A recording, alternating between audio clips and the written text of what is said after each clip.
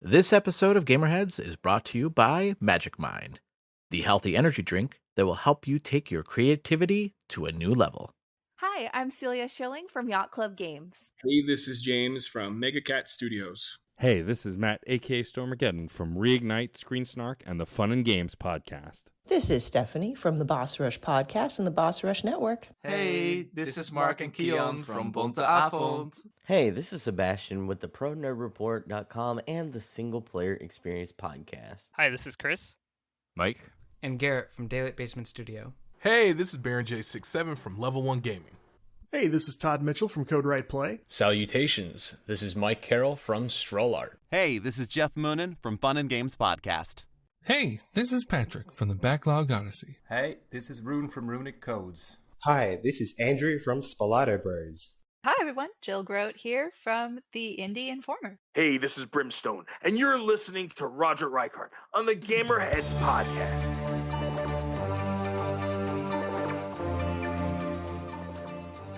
And welcome to another episode of the Gamerheads Podcast. My name is Roger. Along with me this week, I have two very special guests. I have Mike and Andrew from Strollart, the studio behind the game Below the Stone. Gentlemen, welcome to the show. Hello. I'm glad to be here. Thanks for having me. Yeah. Thanks for having us. It was great meeting you at Nick's and PAX in the past. I talked with other people on your show before, like Jill from Indie Informer, it was really cool getting to be invited again to talk again. So, I'm just glad to be here. Yeah, well, I'm glad to have you back on the show, Mike and Andrew. Welcome. First time guest on the show. So welcome to the show. So before we get into the game, why don't you tell us about yourselves? What got you what's your role in the creation of Below the Stone, and what got you into gaming in the first place? And Mike, I'll start with you. What's your role and how did you get into gaming? Well, I remember playing, what was it? I remember being on my dad's lap when he was playing Doom, and that's kind of what got me into things. I remember he was at the computer. I was like, what's that thing you're going, on your screen? And he's like, oh, sit down. And he's just like, he has invincibility mode, and he's just blowing away demons. And I'm like, this thing is really cool. I want to make those. So that's kind of I wouldn't say that was my first time being introduced to games, but that's a big first memory, I guess you could say, of video games. And on Below the Stone, obviously ever since then I wanted to make games. Oh wow, people actually make these things. So ended up doing a couple little side games until Below the Stone came around.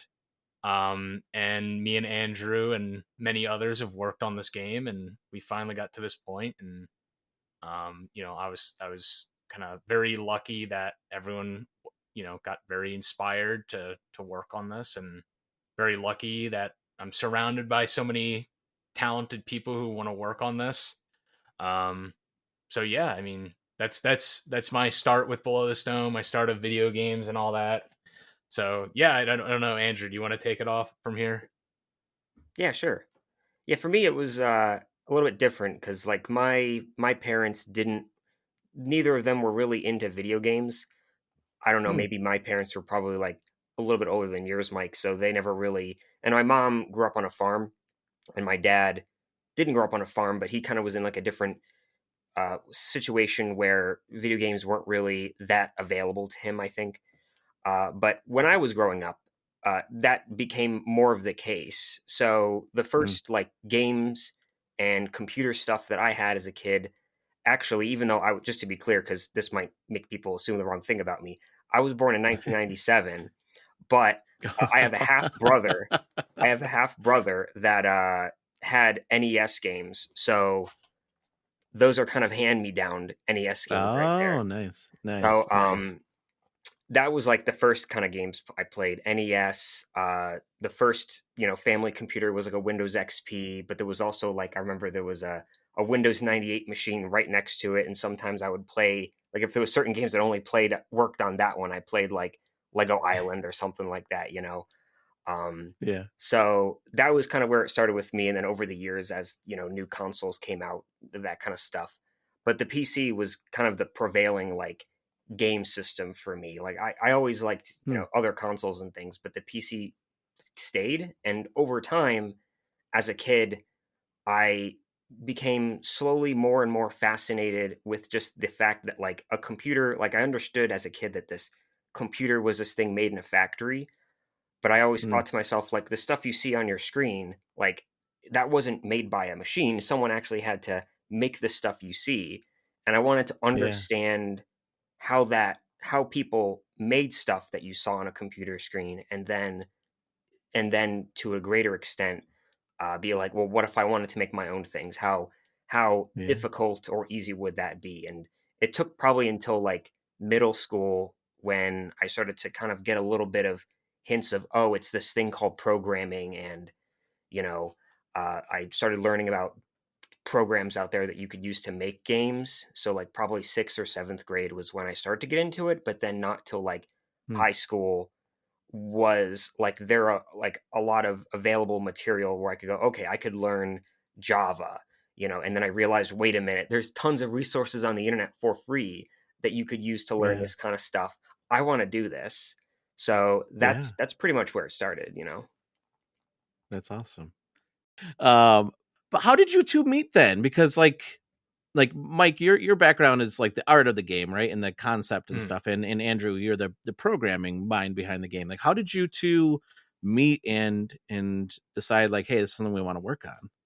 From a very special individual by the name of Dean Hall and Brian Hicks, who made a game called DayZ. We were surviving the wilderness of DayZ, and we happened to meet up in the wild playing that game. And we just happened to live near each other, and you know, after knowing each other for a long time, and just working on different things, we both had our interest. Like Andrew's very like technically interested in like video games and the creation of things, and I was very like creatively, like artistically driven, and I kind of got that from my parents. And like one of the things I had in mind was this game about dwarves and death and going to these caves spelunking. And I went to Andrew and I pitched that game. I said, oh, well, here's this game about dwarves. It's about dying. It's about mining. And I think there's like a invisible checkbox in Andrew's head that was like tick, tick, tick, tick. Dwarves. Okay. Dwarf Fortress. Okay. Mining. Okay. I think I like that too. And, you know, like just games Andrew happened to be interested at the same time, or the concepts he was interested in. And then we both started just working at this thing, and it grew and grew and grew into this bigger thing that, you know, we're both kind of involved in today now. So, yeah. That's awesome. That's very cool. I would like to say that so too. yeah. One thing I did want, I'm sorry, which is like, no, fine. So Mike's story was very short and succinct. I really loved it. But one thing I always like to highlight with the story is just the fact that this was only possible because of the internet, and number two, because of online games. Like the fact that crazy? Yeah. And like, we're not like, I would say it's like a 2 or 3 hour drive from my house to his, just to give like a sense of distance. And so like that comes down to the fact that I think like when we were playing DayZ and you pick your server, usually you want the one with the best ping, and that just so happens to be the server that's closest to you. So I think through that virtue, we ended up being close to each other because of that, and then we met in game. So that's crazy. That's so amazing, and just what a small world, right? Yeah. So yeah, tell us about the game itself. What is? I mean, I know what Below the Stone is because I've been playing it. But for those that don't know what Below the Stone is, why don't you describe what Below the Stone is? I'm glad you asked. So, Below the Stone, my friend, is a pixel art roguelike about dwarves on the quest to the deepest depths. A place where each and every descent will lead to new adventures, and where only the most determined dwarves with many lost lives will be rewarded by the world hidden below the stone. So that's Below the That Stone. that is some deep lore right there. In a way, so I love it. yeah, I mean, Below the Stone, what else is there to say other than that? I mean, dwarves, mining, roguelike, going in, descending, risking your equipment from your previous runs to go deeper. It's all that kind of stuff. In my mind, it's like all the stuff that we've seen that's becoming more and more popular recently. This like idea of a extraction roguelike, this idea of like almost Tarkov-esque roguelike, even games like Lethal Company are playing with ideas like this, like the idea of like an extraction style game. That's what Below the Stone is. So yeah. That's awesome. One of the things that I really love about the game is the world that you are building and the lore behind it too. So can you talk a little bit about that?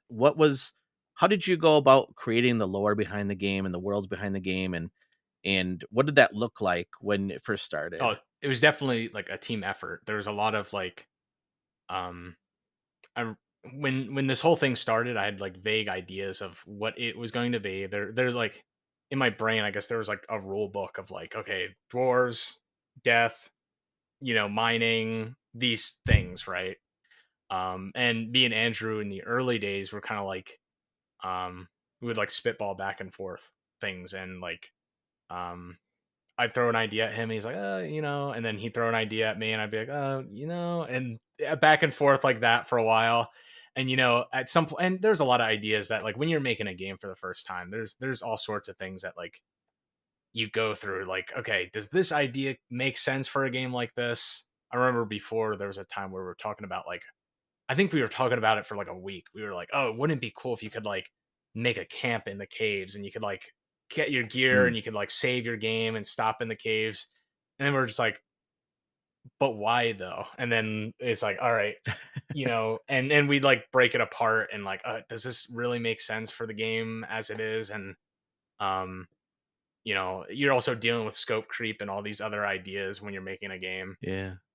So there's definitely like a prototyping era outside of just the programming side of things, just like coming up with ideas, and eventually actually like me and Andrew working on the actual like first prototype of the game, and then slowly while he was like in college and stuff, and then eventually beginning like our first Kickstarter, and eventually going into where we are now. So yeah. And part of that then, I mean, there's the journey that you guys had with this game too. Can you talk about how this game evolved in the development process? Andrew, maybe you could talk a little bit about like how you approached the design of the game and the development process. And then also, Mike, I think it's an interesting story about how you started Kickstarter and then you got picked up by Apogee, right? Is that, I mean, I guess let's talk about that too, because I'm real interested in that story. So Andrew, could you talk a little about the design behind the game first, and then we'll talk about the journey of that as well? Yeah. So like in the beginning, and this I think is actually kind of important also to just the story of how Below the Stone started, like you were saying earlier. When it all started, the kind of thing where it sprouted, I guess you could say, is like the fact that before Below the Stone, I think this was like 2018, like summer of 2018, and I had discovered, and I knew about for a few years prior, about this engine called Unity Engine. Various other games were made in Unity Engine. So Unity was, I discovered it was free. So I was like, oh, this is cool. This is a good, like, I feel like this might be a good tool to, get better at my own programming skills, game design skills, and, see what I can do with this engine. And Mike noticed that, and he was like, oh, maybe this would be a good engine for making Below the Stone in. At the time, we didn't like we figured out the name Below the Stone as we were working on it, so it wasn't like in the beginning. But that was where it started. And so essentially, what happened after that point was that I was like, okay, well, I think there weren't certain things that like when Mike pitched the game that were necessarily like established, and they were things that like from my own personal inspirations from games. I was like, oh, I'd like this game to have these things. And so one of those things was that the game was procedurally generated and that it was destructible. So it was something like Terraria or Minecraft or something like that. Yeah. I think that came partially from, I think, my just desire to want to write code and kind of understand like how did other people do it, and doing it for myself for the sake of experience, but also because I like games where you can destroy, the entire level and things like that. And then, I think like originally we had the idea of like it wouldn't just be mining, but there would also be dungeons and structures that you can find and explore and discover within these caves, right? And so that kind of makes it from a game where, if you imagine like Enter the Gungeon, where you're only inside of a dungeon, you're never outside of them. It now goes from like you're starting in the caves and you can find dungeons, raid them, and then when you're done, you can leave it and then travel some distance to another one within the same level, which I thought was really cool. Yeah. So you're going to college at the time that you're building this game, right? Yeah. Did you go to school for, if you don't mind me asking, did you go to school for like IT or game design at all? And secondly, let's start with there. Was that something that you studied in school? Yeah, I just went to it was community college, so it was like a couple of years. It was 2 years, but it took me more than 2 years to finish the 2 years worth of credits. Yeah. But yeah, it was computer science, so I did get Okay. the associate's degree in computer science, and that was pretty much it. After that, I finished it in 2020, and then after that point, I was like, all right, I want to go full time on, because that was when the apogee, so everything kind of fell together at that point. So I went full time on just working on the game after that point. But yeah, college. That was where, so I learned C++ in community college, learned a good bit of that. Prior to that, my education, like I said earlier, was like a good chunk like learning stuff from the internet, just self-learning, but also high school, Java was like the primary language in high school. So I got some experience there. So that was like most of it. And I think it was very valuable to be taking those classes on top of also supplementing that with, using YouTube as a resource and just using the internet in general as a resource to fill in the gaps of missing knowledge to make whatever I wanted to make. Yeah. Well, I guess the reason I asked that is because, programming aside, because programming is one thing, right? But the fact that this game, the level design is fantastic. And the fact that like you didn't have I don't know, Mike, I don't know, maybe you have like formal learnings on level design, but to me, I think that's the most amazing thing is just like how great and how wonderful the level design is in this game. And like, it's just from understanding, just be able to like see other medium and say that they did that. Let's see how we can apply it in our game. Like, to me, I think that's fascinating. Well, that's definitely all Andrew, but I'll happily take the credit. But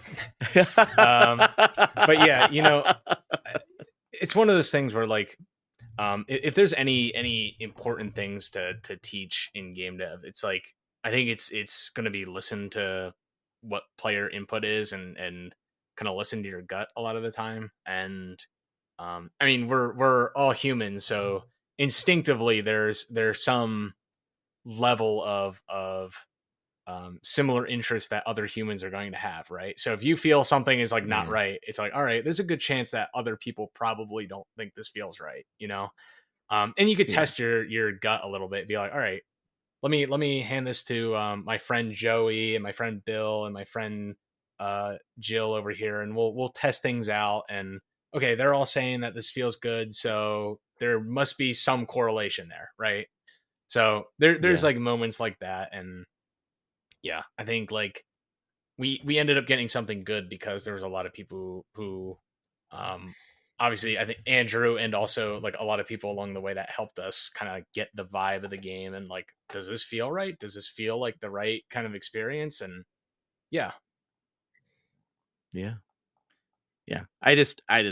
I think that's just the most amazing thing to me and that the fact that, you know, and again, programming aside, because programming is hard enough, don't get me wrong, but the fact that then you have to also think through level design and how this is all going to fit together, and just like, to me, I think that's the magic. I mean, not that anybody can program, because programming is hard. I'm not saying that. I can't write code. I tried. It's terrible. But I do think that when you pair that with the level design and like building out something, like, to me, I think that is astonishing, and you guys did a fantastic job with this. Thank you. Yeah, appreciate it. I mean, again, it really, a lot of it is Andrew, and a lot of it is just the people who helped us along the way with getting to where we are, you know, just play test, you know, go to shows, see what people think. You know, you helped us too with, you know, when you played the game and you told us how you felt about it, you know, we were taking notes. So, you know, so yeah. Nice. Can we talk about the journey then? Because I think this is the other fascinating thing about your game, right? Because you started off as Kickstarter, and then you went with Apogee, right? And worked with them. So can you talk about that journey? Yeah, you know, I'm obviously, I know Andrew's kind of perspective on it a little bit. I'd like to hear, I don't know, I think people would like to hear his side of things too. We ended up, like, at first just having this Kickstarter that was very, like, it just from knowing where we are now and what we had then, that Kickstarter was very thrown together, right? At the time, we probably we wanted to see where this thing could go, and by just throwing yourself out there, sometimes you learn a lot, right? And we had failed that Kickstarter. We didn't quite hit the goal, and if anybody knows Kickstarter, what happens is if you don't quite make your goal, you don't get funding. We ended up sending like a $10,000 goal, and we made 5,000 of that $10,000 goal. And despite that, like, not hitting the goal, that was still pretty big for us, because there's a bunch of strangers out there. Excuse me. Bunch of strangers out there who ended up, like, funding this thing that we had created, who we didn't even know. These were complete strangers to us, right? We had no idea who these people were, and they were like, hey, this thing is cool enough that we're willing to pay money for it, right? And for something like that to happen, it's like, okay, we must have something here. We don't know what it is yet, but there's something here that kind of works. Let's keep going with it, right? And that's when publishers started reaching out, and all these other people started reaching out to us. Oh, keep making this game. This is amazing. You know, oh, I didn't get a chance to pitch in, but the next time you do it, I'll pitch in, you know, for sure. You know, all these people who helped us out, who were kind of telling us like, oh, this is great. We want to keep seeing more. That's all it took, you know. At the end of the day, that's all it really took. A bunch of people telling us like, hey, this thing's cool. Keep making it. So, yeah. I mean, but that must have been a little disheartening, right? I mean, at first it was like, oh, we didn't meet our goal, and like, you could have just quit right there. But then Apogee did reach out to you and said, hey, let's make this happen, right? Well, a lot of people do quit. That's the thing. A lot of people would. Yeah. And I think it was just you know, we talked about as a team, it was like, okay, what do we have here? We have publishers reaching out to us. We have like all these people who are now joining our community. We had like a Discord at the time that was really small, and now all these people are flooding in, and you know, we were thinking about it, and it's like, was this really a failure? You know, do you really define this as a failure? We have all these people flooding in. We have publishers interested. We have all these people who are coming to us. Is that really what failure is? I don't think so. So yeah, we learned a lot from that. Yeah, I was gonna say, Andrew, what's your thoughts?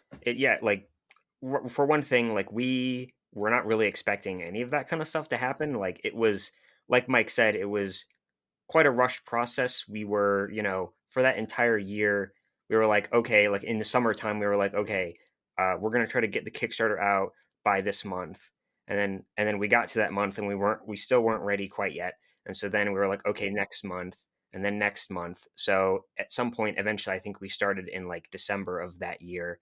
And it was very, in my mind, it was very like, I was not really feeling confident with the fact that we weren't really good at our execution of things.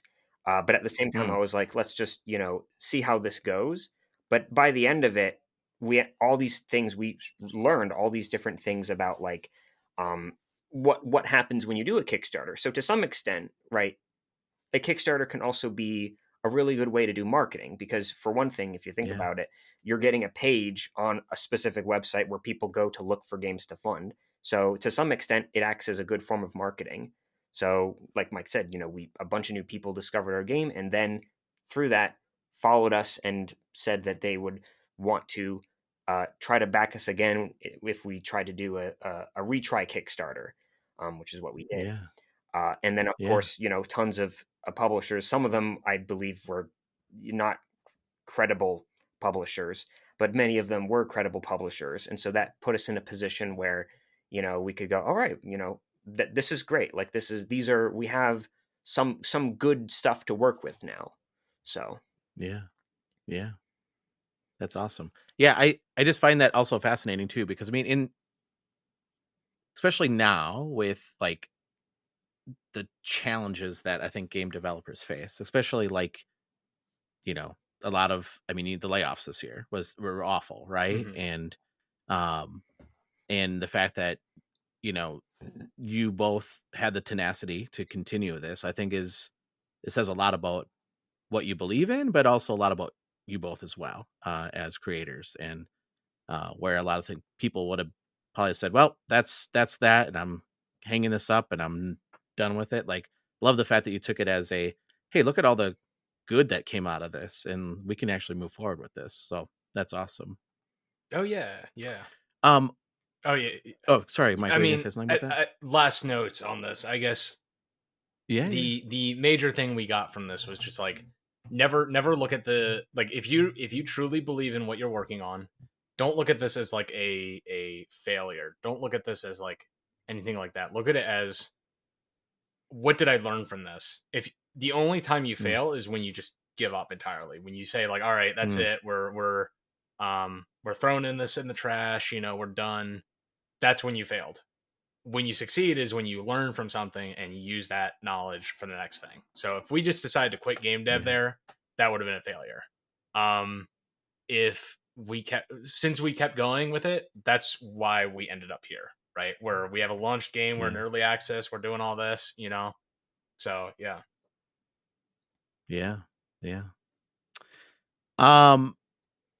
One of the things that I love about this game is the art, and just how cute all the characters look, and it's so great, and the fact that right now you have that the holiday event going on too. I was so surprised when I jumped in. I was like, oh my gosh, this is so cool. Like, there's Christmas trees all around, there's Christmas lights, there's Christmas presents under the Christmas trees. This is amazing.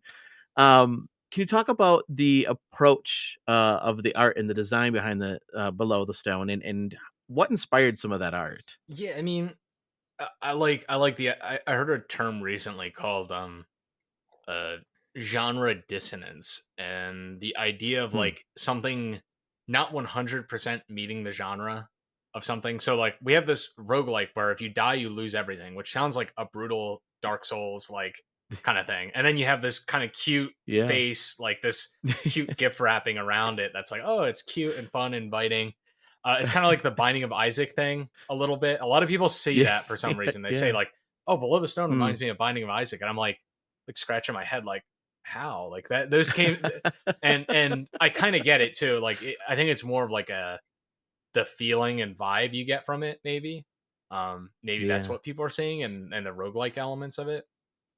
But yeah, I mean, a lot of the like artistic style, I guess, of the game was more like this I mean, it was inspired, the visuals in the game are semi-inspired by like Enter the Gungeon and Nuclear Throne and a lot of roguelikes. I liked kind of getting into roguelikes and making it kind of our own thing, right? And I'm not the only Yeah. artist on the project either. Matt is as well, and he brought a huge amount of talent to the team. So like, everybody on the team is like, in a way, like kind of chipping in with the art, just kind of like when we're making art, it's like this is like something where we're all kind of like chipping in like ideas and stuff, like, oh, we should add, to the Christmas update, we should add kobold cookies, and it's like, all right, why not kobold cookies, Yeah. So there's like all these little things like that. So we're all kind of chipping in ideas, and just I mean, the art where it is now was just inspired by a lot of the games we loved, and yeah. Nice. Any challenges with incorporating some of the art, Andrew, into the actual game and the design, especially like with events like the holiday and throwing out the cobalt cookies, right? Like, was there any challenges with that? It was like, you want me to do what now with the art? Well, I would say off the top of my head, like the most challenging things were things that aren't necessarily related to the holiday update. I would say, I think most of the holiday stuff, like integrating the art into the game, was not too difficult. The place where, like, throughout the entire development, where it has been the most struggle, and even now, I'm not really satisfied with how it works, but it works, is just how the animations kind of work for all the sprites, because you can have the player sprite, and then the player can wear different armors and things like that. But because all of the pixel art is hand drawn, it's like you'll have like one PNG with like the idle animation and this animation, and then you'll have for, let's say, the iron helmet, you'll have a separate PNG that has, basically, it's like you can overlay the helmet PNG onto the player PNG, and it fits in all the places, and then that applies for all the other iron armor pieces, and that also applies for copper, tin, so on and so forth, all the other metals. So for example, if you wanted to, say, give the player a new animation, like, say, for example, like they're falling down a pit, like Zelda, you can fall down a pit, so so say you want to add that. Well, imagine you have like 20 different armor sets in the game, and each armor set is like, say, 3 or 4 different PNGs. Take that number, multiply it. You have to like do that you have to add new animations for like everything. So it gets, the amount of workload grows in a very inefficient fashion. So that's one kind of reality of what we're doing, but also with the implementation using Unity. Like, if this wasn't using Unity has a weird way of how it does things. And so I had to kind of write my own code to say, okay, for this, like, this is the idle animation, and basically for like iron armor or for the player, they'd all try to use the same like data.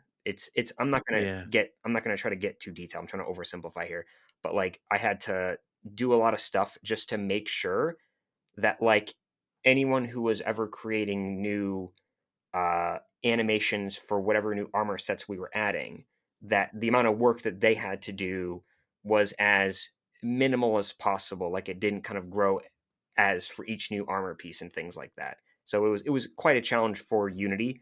But if this was like, if we made our game in like not Unity, like if we made our own engine in like C++ or something, we could have written our own code in a more lower level custom way that made things a lot less of a pain for us. So that was probably the most difficult thing. This is why I also grit my teeth a little bit every time we have like every time we go to a convention and someone's like, you should add dodge rolls to the game.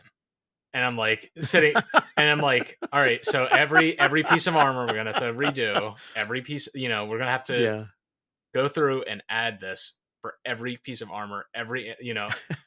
It becomes like a very big task. It's like, it sounds so simple, just add a dodge roll, right? So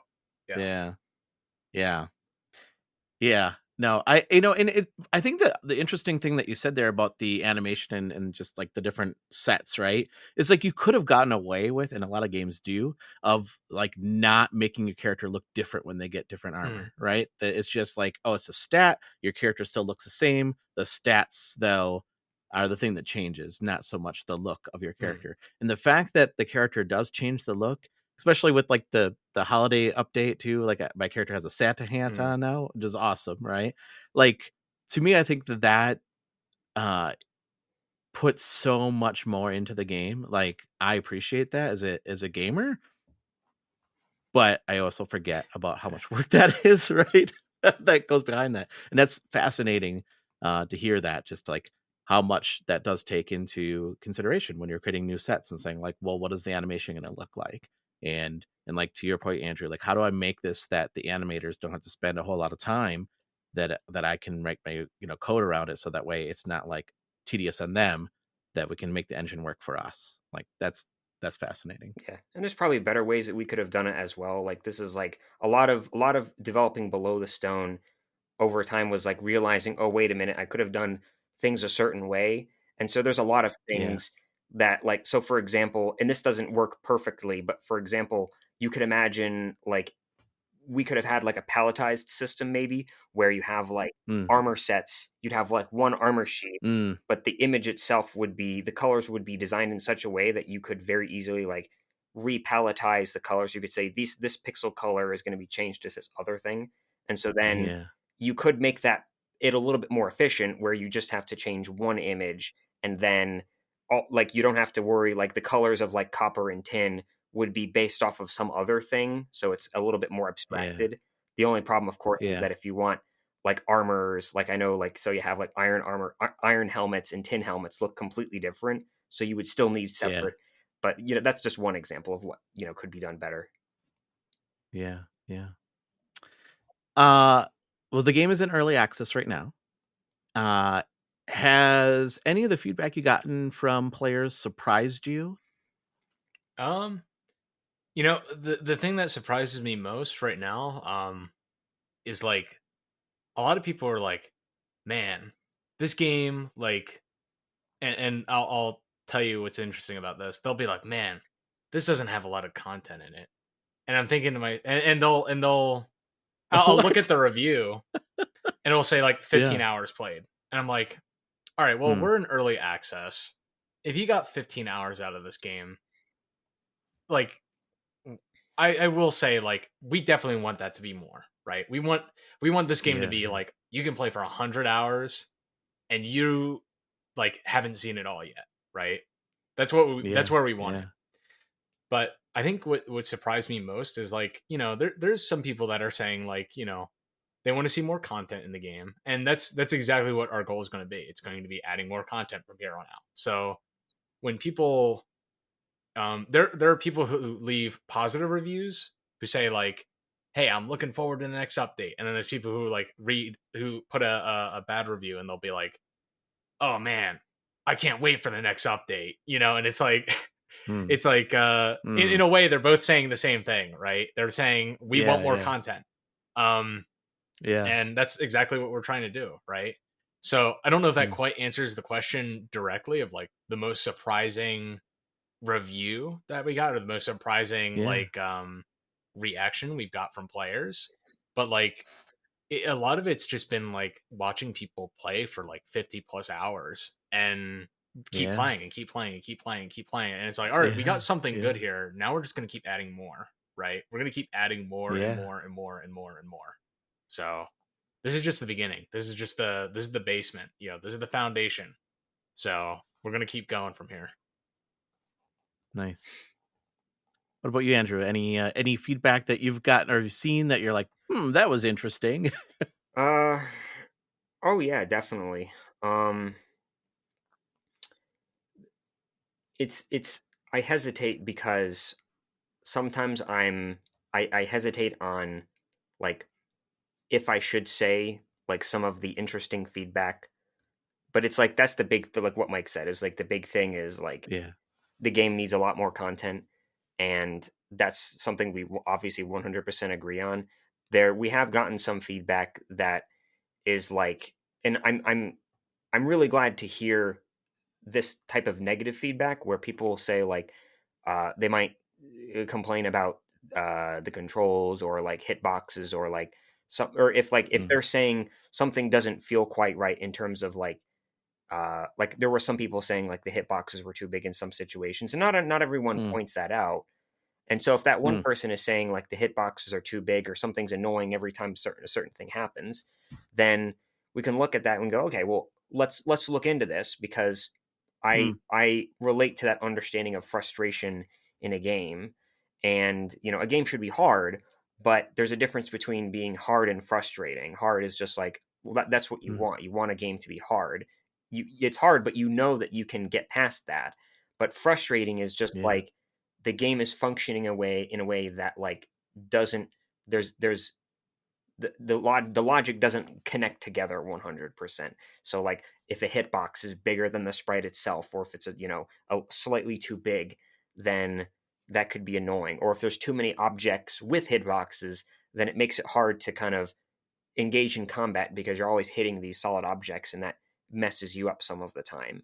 So it's not super like surprising to hear that kind of stuff, but at the same time, that's like, you know, I appreciate hearing the negative feedback, because we want to obviously make the game better and make it less frustrating. So negative. Here's the thing, like a lot of people are like, they hear the word negative feedback, or they hear the word like that people are like critical of something. Like, to me as a game developer, I look at that as like, okay, people are invested enough to actually tell us this, and they want to make this game better by telling us this, right? Yeah. So that's a good thing in my mind. It's not a bad thing when somebody says like, hey, the hitboxes on this are messed, you know, all funked up. You know, when somebody says that to me, I'm like, let's fix this. You know, they're telling, they want this thing to be fixed because they like this thing enough to let us know. You know, if they really didn't like this thing, they wouldn't tell us, right? They wouldn't be invested enough to let us know these things. So to me, all this stuff has been good, because it's letting us know, hey, this is the stuff we got to fix to get this person the kind of satisfaction they want with this game. And that's what we're aiming for, right? That's what we want Below the Stone to be. Yeah. I love that. That's awesome. I think one of the things that I saw that I was like, oh, I know these guys, I want to say it was like GameSpot, but I'm not 100% sure. But it was somebody that wrote saying, this is one of my new favorite hidden gems. And it was Below the Stone. And I was like, wow, that was really cool. Has there been any moments like where you found your game and somebody is like, this is such a great game, I can't believe this, and like you're like a little taken aback about like, wow, I can't believe, like, you know, such and such outlet picked it up and like and said great things about the game? Anything like that? Any kind of like awe moments for that for you as well? I remember reading Jill's like what she wrote about Below the Stone, and I remember that was very nice. I remember Splattercat covering the game as well on YouTube. Okay. And streaming the game later. And here's the one I remember. Not a super like crazy influential YouTuber or anything. Like not like oh my god, Asmongold played the game. You know, it wasn't like that.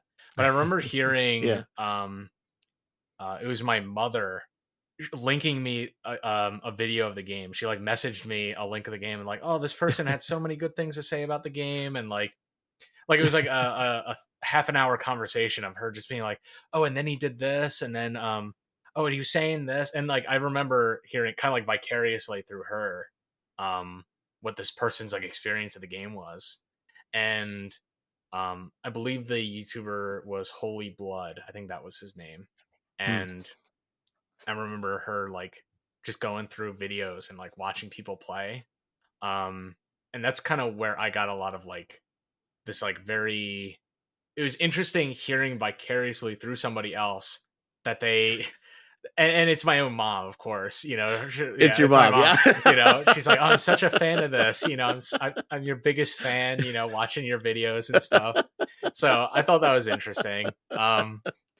Yeah, like, that's great. I also remember the OTK Expo thing that did have Asmongold, and I just remember going to a game convention, and it was one of the developers that works at a studio called Into Snow. I remember walking up to them and I was like, "Oh, hey guys, what's up?" I forget if I even said my name yet. I was just like, "Oh, hey, I'm one of the booths over there. I just wanted to say hi." And that and one of them turns around and you're like, "You're the Below the Stone guy," like, and like I had this Below the Stone mask on.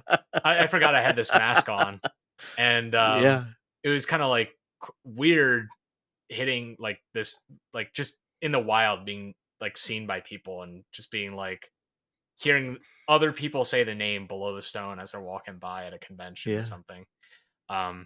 It's been a weird experience, but it's very interesting. Like it's very cool to see people love the game and to finally have it out there. And I don't know if Andrew has anything to say on it, but yeah. So what exactly was the original question in full? Well, just I mean, was there anything like, were you surprised by any I guess, outlets or anything that like covered your game and you're like, whoa, like, we're on some people's radars? Like, was any moment like that for you as well, Andrew? Yeah. I mean, Mike mentioned Splattercat, but like there were certain, I couldn't call it a surprise in certain situations because there were some people who joined our Discord. So there was Alexa that joined. I was like, oh, I'm going to make, I don't know if they said they were going to make a video eventually, but they joined and I was like, I never heard of them, but I was like, okay, if this person's going to make a video, knowing me, like, I'm like curious, like how many subscribers does this person have? So I remember like clicking on their thing, going to their YouTube, and I'm like, that's a lot of subscribers. I'm so glad we're here. I'm so glad we've made it. That person has a lot of subscribers. And then Splattercat has more. So then when I discovered him, I was like, wow, that's pretty, we made it. Yeah. That's awesome. Yeah, I love that. I'll ask each of you this question. What aspects of the Below the Stone are you most proud of and why? So, Andrew, I'll start with you. What are you most proud of and why? I'm most proud of the fact that like a lot of that, like I said a couple of times earlier, when writing a lot of the code for the game, it was like a lot of it was a kind of first time thing. Like, prior to Below the Stone, I had a lot of personal projects. And so there were like projects of being like, oh, it'd be cool if I could make this program or make this game or something like that. And so I had those little personal projects that never quite finished, but they kind of served as a way for me to help with my own experience learning programming and things like that. And there were certain, like, there's a lot of different things you can practice when programming. And so procedural generation, pure procedural generation, like the way it works in Below the Stone, was something I didn't have a whole lot of experience with. I started to get a little bit more during like that year, but then Below the Stone kind of became this thing that allowed me to go, okay, like, let me try to learn a lot of these things right now. And so, if for one thing, this is, I think, of all the things in Below the Stone that I'm the most proud of because of what I just mentioned, is that if you think about it, if you have a level that's very large, right, these things, there's walls, you can collide with them, right? So you need to have, the CPU has to do computations to check if you're colliding with those walls. So you don't want the entire level and all the colliders of the entire level to be active at any given time. You only want a small portion of that. And so I thought, well, okay, I need to make sure that I can only load parts of those levels. And so like, what approach should I take? And so I thought, well, the only example I can think of is like Minecraft with the chunks, right? So I'm like, okay, their approach, their way of doing it worked. So I'll just base it off of that. I'll do chunks where the level is broken down into pieces, small finite pieces that are like a power of 2 in size. And, and then you have to go, okay, well, which pieces should you load and which pieces should you unload as you move around the world. And so it's the same idea, but the thing is I'm doing this for the first time. And when I was doing it, I was also kind of questioning if I was doing it correctly or if I was doing it the same way that Minecraft was doing it. But then I realized, well, that doesn't matter. Each game is different. I'm just trying to, use a solution. I'm just trying to solve a problem, and I'm basing it off of the way that this other game did it, because it obviously works for them. It's a game that I've enjoyed playing for many years, so it comes from that. And so I would say like that, and along with many other things like the inventory system and just the procedural generation of the level itself are things that I'm very proud of, because I like procedural generation, and also I just am proud of the fact that I was able to kind of get through these types of things. Like normally I would say I'd rather practice doing certain things like chunk loading or but a lot of that stuff I just kind of jumped into it head first with Below the Stone. And I made it through, so I'm proud of it. Yeah, that's awesome. Mike, what about you? I think the thing I'm most proud of is the team. I think it's everybody who made this game what it is now. It wasn't one person. It was everybody who came together to make this. So that by a long shot is the thing I'm most proud of. I think if you were to, I know the question was framed in more of a way of like what the game itself, right? Not just like the development of it, but I think that would be my number one answer. And if you're looking for more something in the game, I would say more so like just the watching people play for like 50 plus hours, seeing somebody playing and just having fun, and seeing that and watching people enjoy the game, that is something I've become very proud of. So I think both of those are like my top two. If you were to break it down into like your top list, your top tier list, I think that's the top things that I'm most proud of this game. Nice. I think also like sorry. Yeah. No. One thing that like I think Mike can definitely agree, this is something that he would also be proud of, is that like if you look at like what the pixel art for the game looked like in the beginning versus what it looks like now, you can kind of like see a nice like historical progression of it, and I think that's really cool. I think Mike should definitely be proud of the fact that like his art has evolved so much just from like 2018 to now. It is changed so much. So that's true. It definitely has changed over time, and a game's constantly evolving, right? So this has been like a many years progression of making a game. So there's a lot of history that went into like, I wouldn't say quite as much history as something like Dwarf Fortress, right? That's been in development for like multiple decades at this point, but enough that like we could you can have like archival knowledge of Below the Stone. There's like Below the Stone lore masters out there on our Discord who are like, remember the days when like, oh, remember when this was in the game, or remember when like they were doing this in there, like, and you're kind of one of those, right? Like at the first PAX, you know what it was like at the first PAX, right? So yeah, that's awesome. So you're in early access right now. I know you're also planning to bring this to Switch as well. So can you talk a little bit about what's next for Below the Stone? I don't know if you can give too much of a roadmap, but what's next for Below the Stone?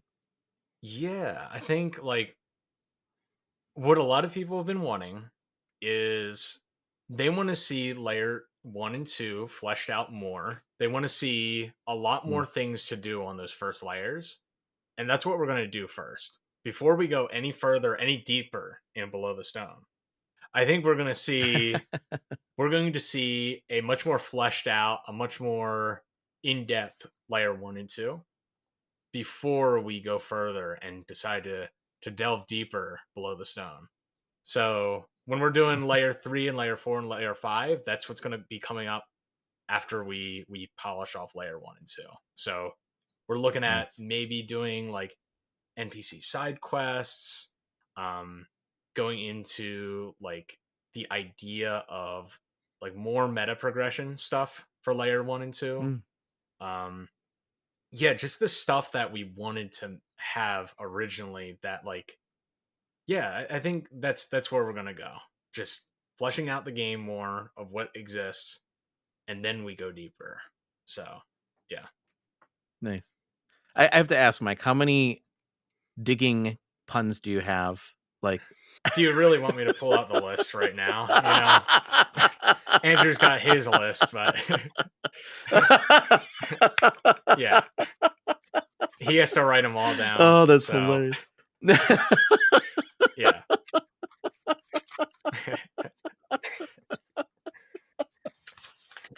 I just had to laugh because like every year, like, and we're gonna go deeper, below, dig deeper, and I just it would delve farther. Okay, Mike, like, it made me laugh really hard about all the different digging puns you had there. So that was great. That was great. You pick them up over the years, so yeah, I'm sure you do.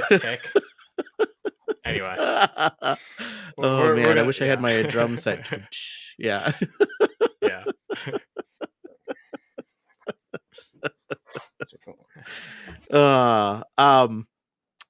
How can people follow you guys on social media? Like, I know you guys have Discord.